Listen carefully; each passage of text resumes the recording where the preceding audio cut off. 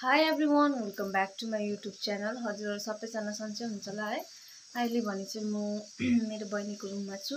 अन्त म चाहिँ अहिले खाना बनाउँदैछु नि त। अन्त मेरो बहिनी चाहिँ यतानिर छ, बसिरहेको छ, यता छ, अन्त यता पनि छ। दुईजना बहिनीहरू छ। पुरा गरम छ नि त।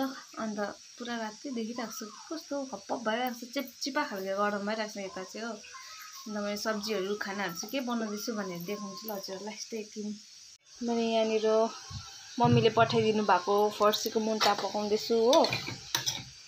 अन्त बहिनी चाहिँ भेजिटेरियन हो। अन्त यहाँ चाहिँ आलु उसिन्दैछ, आलुको झोल। अन्त यो मेरो र अर्को बहिनीको लागि मासु फ्राई गर्ने हो। अन्त हेर्दिन कस्तो डिलिसियस देख्दैछ है, हरियो वाउ।